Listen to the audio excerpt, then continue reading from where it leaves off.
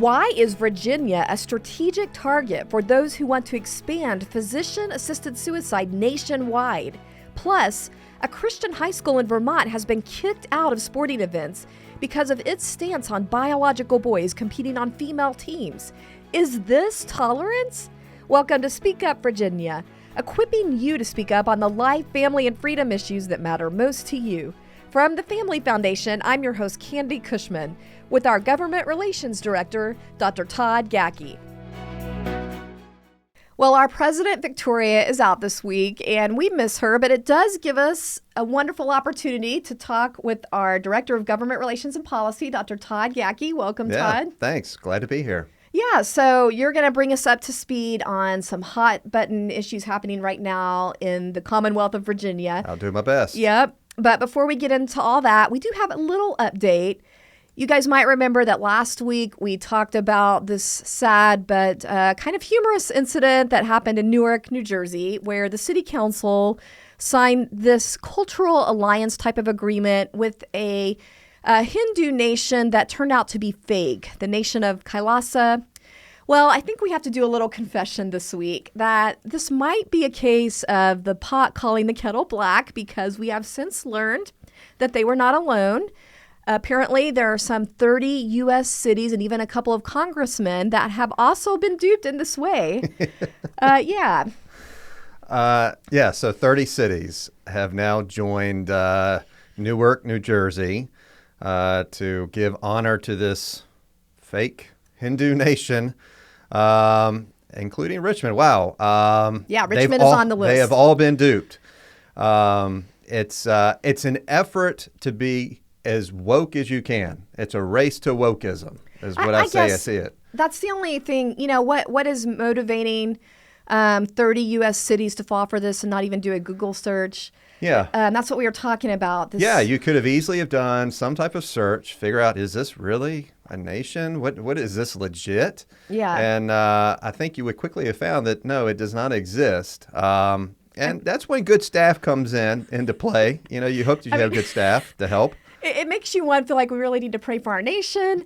Yeah. Makes you wonder if we're kind of on this long slide toward a banana republic. But like you said, maybe the heart of it is this over-eagerness to look politically correct, especially in the area of diversity, that people just don't even feel like they can ask questions. Right. Yeah. There's nothing wrong with trying to celebrate, other nations, other cultures and history, but let's not celebrate those that are made up and fake. That should be rule number one.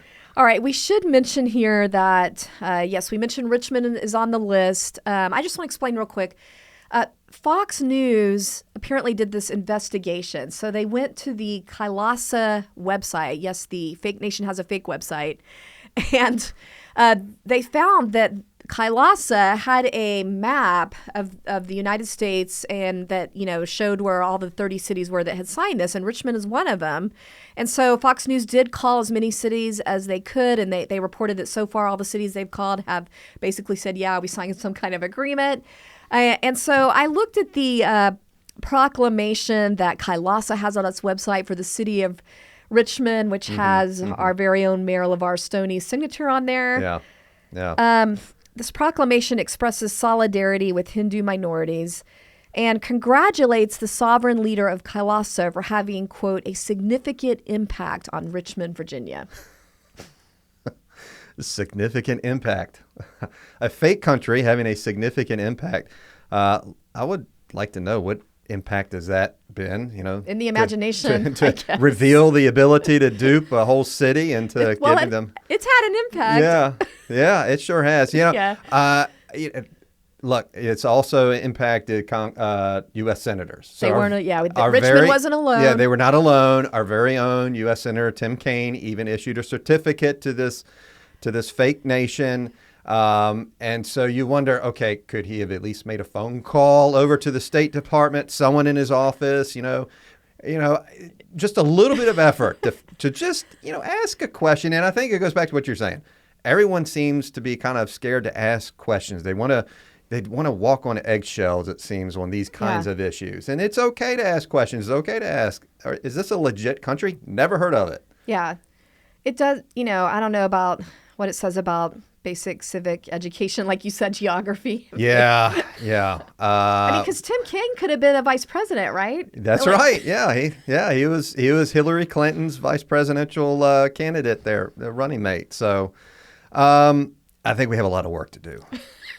I don't know that there's really much else to say, but we did want to give a fair confession that Newark wasn't alone in this.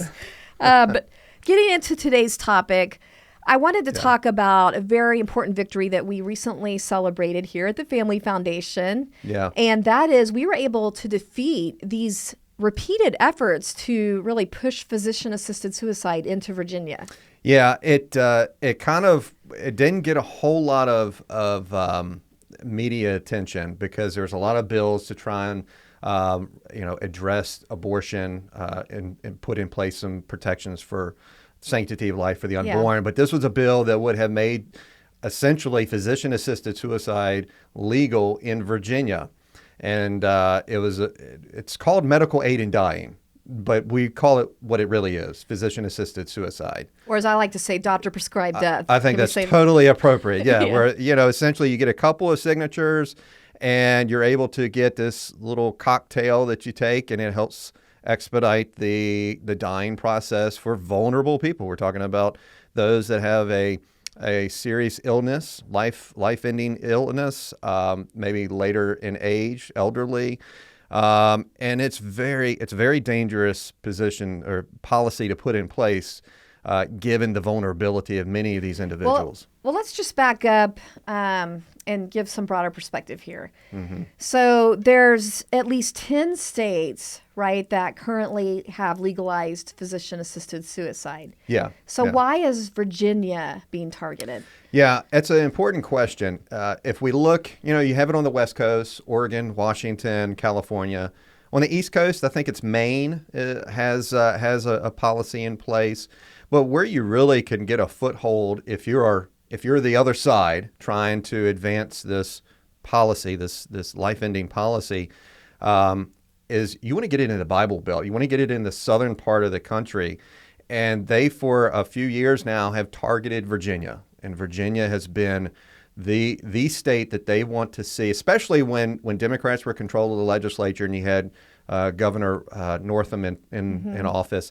They really made a concerted effort to push this. Yeah, because they've been pushing this for like 5 years. Yeah, right? yeah. In various forms. The legislation itself has taken some different variations, but this year was really important because last year the bill failed 7-7 with one senator in committee, the Senate Education and Health Committee, abstaining from the vote. This year it failed. Actually, they lost votes. The other side didn't, there was 2 senators that actually voted to reject this bill, which is great because you never want to be in a position where you're losing votes that is if you're encouraging. trying to advance a policy. So to summarize, they see Virginia as an important foothold into the Bible Belt, and we and a coalition of other groups that believe in the sanctity of human life in all its stages blocked that for this year. Yeah, it's really important to recognize that we're working and partnering with a number of other organizations, physicians, experts in the area, and it was a collaborative effort. And we're thankful. I know we sent out an email alert and some efforts to try and motivate grassroots, and we're very thankful for those who did call in or send emails. Well, it's very helpful. Let me ask you this, just to help people get their minds around this issue, because we're going to keep having to fight this. And help us understand what physician-assisted suicide is. So normally a doctor who operates under the do no harm sort of philosophy would be, okay, let's give you medication to help at least stop a little bit of the pain, help you feel comfortable as you... Palliative care. Yeah, palliative care. This is different. This is essentially saying, hey, we're not going to go that route. We think that it may be better, and we're going to give you this option to take this drug and just going ahead and end your life that way. It's forcing the death to happen. It is, yeah. So just to clarify, the specific law that was being pushed, or measure that was being pushed in Virginia, would have said that adults with a terminal illness, in other words, they've been given 6 months or less to live, could take advantage of physician-assisted suicide. Now, a lot of people might think, okay, well, that's a compassionate thing we can do for these people. So what are your major concerns with this policy? Yeah, it's what you call a slippery slope, right? Once you open the door for this, then you allow for insurance companies to be able to dictate, the prescription of medication, and they're going to look at it from a monetary standpoint, and they're going to say, hey, it may be more advantageous to go and prescribe these life-ending drugs rather than giving them these the prescriptions to help them prolong their life and allow for natural death. Life-ending drugs are a lot cheaper than, palliative care or, treatments, expensive treatments. Yeah. So there's, And there's always the case for manipulation for someone who is facing these, look, we've been around, we all have family members, we all have friends that have been in these situations, but it opens the door for them to be easily manipulated to go this route and make a decision that that they would regret, to take away time with their family, to take away time from their loved ones. We really have to be very careful about the public policies we put in place in this arena, because the consequences are very far-reaching, and we don't even have to look any further than Canada to see what the negative outcomes will be and how far they'll go. We're going to get into that in a moment, but I just want to mention that I saw something that you had written up that we already have incidents of these insurance companies in Oregon and California. Yeah. Actually you said that it's been documented, telling terminally ill patients that the treatments that might have saved their life aren't covered, but the physician-assisted suicide is. Yeah, right? The reports are starting to come back about these incidents happening. And it's just, an example of what happens there on the West Coast. There are the cases right there. And if we put it in place here in Virginia, that's the risk that'll be there for Virginians as well. Well, let me just mention real quick. Let me just take a quick break and mention to everybody, if you want more information on these topics, we do have information about physician-assisted suicide on our website. That's familyfoundation.org. That's familyfoundation.org. And also, don't forget, we just launched our new YouTube version of the podcast. So make sure you share it with friends and subscribe on YouTube to Speak Up Virginia. All right. So getting back into talking about physician-assisted suicide and the concerns with it.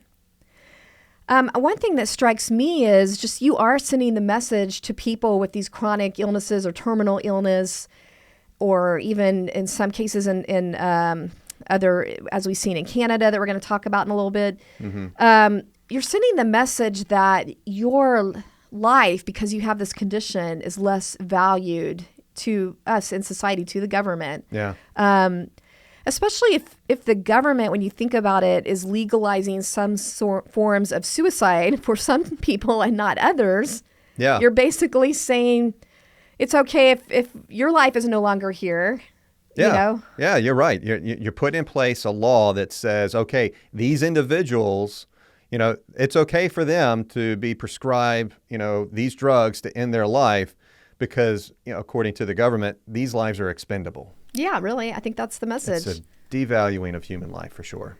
I also wanted to point out how the sponsors of this bill in Virginia seem to be justifying it, because I saw this one quote from Senator Hashmi, and I'm just going to read the quote here because she was trying to promote it as, quote, a personal decision made by the individual, their families, and their physician. Now, doesn't that sound like, Todd, pretty similar to the language we hear justifying abortion all the time? Yeah. Well, I mean, look, it's all part of the same narrative. It's all about the life. And here, you, in one moment, in one sense, you're talking about the protection of unborn life in the womb. The other, we're talking about protecting vulnerable lives at the end, at the end of their life when they're facing tragic decisions about, chronic illness. And they're all connected. You're absolutely right. Yeah. Yeah, and the connectors you were pointing out before we were talking earlier is the moral authority that we're trying to have. Yeah. Well, I mean, so God says, I'm the author of life and death.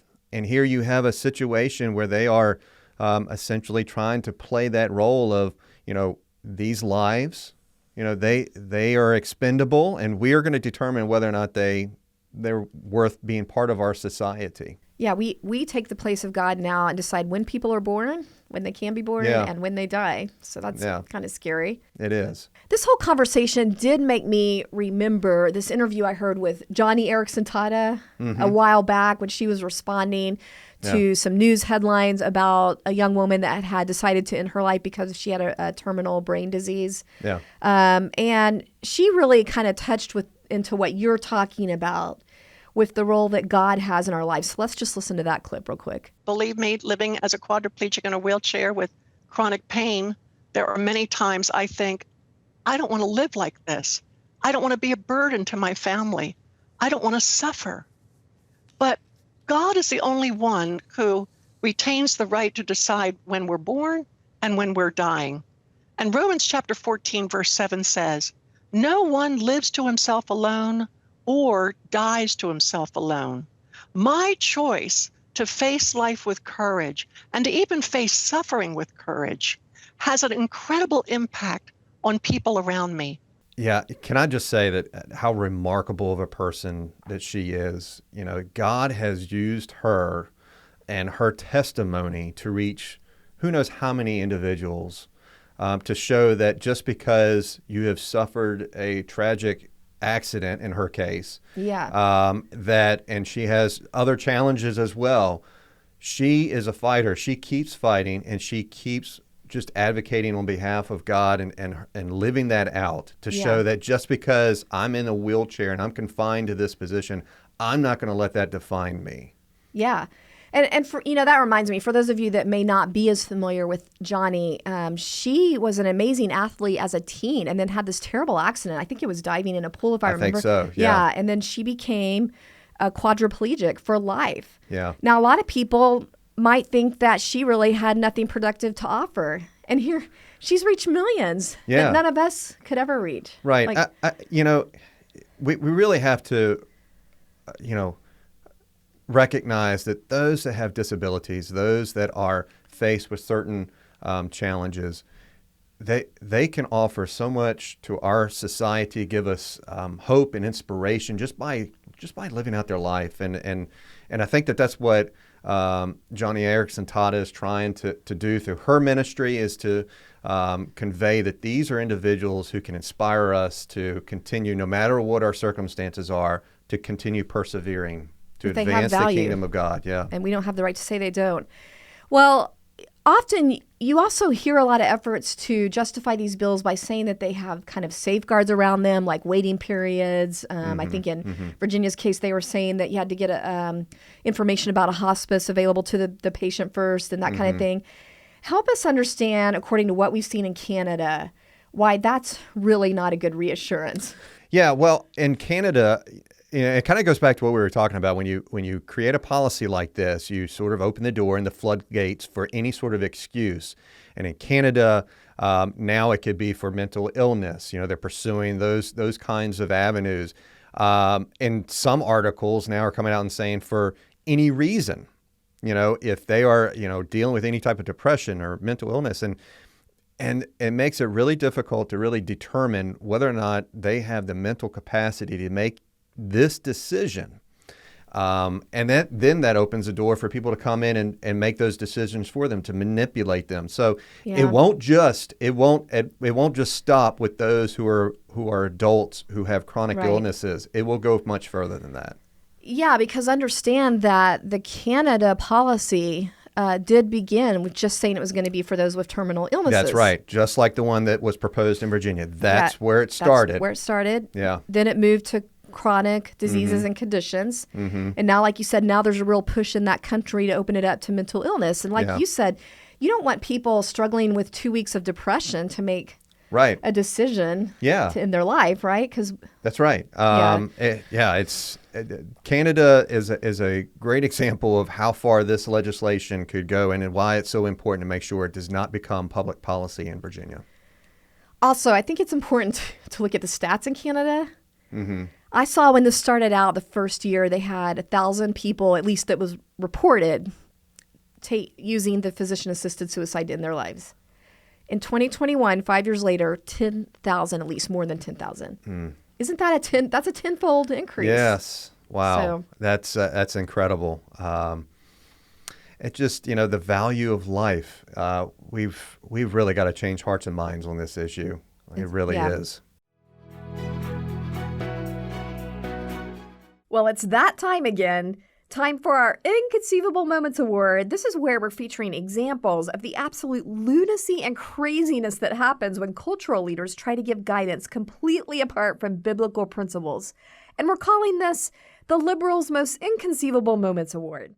Inconceivable! Todd, I know our team has been doing a lot to try to get through the Save Girls Sports kind of bills in Virginia. And basically, if that passed, that is a bill that would ensure that our girls in our high schools and our colleges have a fair and equal opportunity to compete in sports without being forced into these matchups against biological men that have been placed on girls' teams.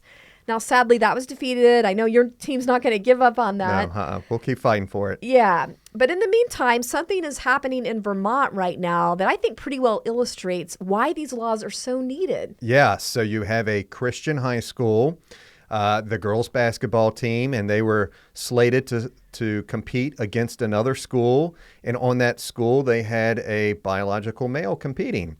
And they opposed this, and they were actually eventually punished, not because they did something unethical or something wrong, but they were punished by the association, by the sports association, because of their unwillingness to compete against the other team. The coach was simply just trying to protect their safety, to keep it fair. Yeah, so if I remember correctly, I think the name of the school was Mid-Vermont Christian School, and the head of the school put out this statement to Fox News, and I'm just going to read it here. It says, quote, "We withdrew from the tournament because we believe playing against an opponent with a biological male jeopardizes the fairness of the game and the safety of our players. Allowing biological males to participate in women's sports sets a bad precedent for the future of women's sports in general." Todd, what do you think about that? I think that's a great statement. We have said over and over again, it's about fairness, it's about safety, and it's about protecting the integrity of female sports. And when you have incidents like this, you're violating all three of those criteria that we want to make sure that we support through legislation like we try to advance here in Virginia. Yeah, and it does not seem fair that this association regulating the high school sports in the state, that they have, in punishment, as you said, basically, they have barred this Christian school from participation in any of their sporting events. And that's not just basketball, that's everything. It's ridiculous. Again, just to reiterate, they didn't do anything wrong. There was nothing unethical. They just wanted to make sure none of their girls got hurt playing against what would probably have been a larger biological male. Yeah, and they're a Christian school that's not embracing transgender ideology. Yes. That should not be a big surprise. No. All right, here's the kicker in all this.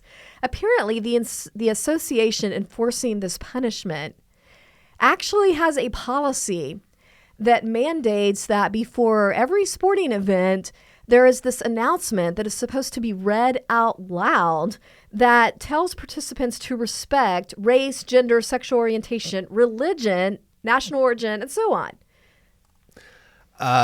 How contradictory. Yeah. We're going to respect religion. Oh, but if you actually practice it, practice your principles, your religious principles, that's not okay. Yeah. That's the progressive left for you. Yeah. Okay, well, I guess that means this week's Inconceivable Award does have to go to this association. It's called the Vermont Principals Association for demonstrating that old saying, watch what we do and not what we say. Thanks for joining us for this week's Speak Up Virginia. And remember, you can subscribe to us on YouTube or other platforms like Apple and Spotify. See you next time. And don't forget, we are stronger when we speak together.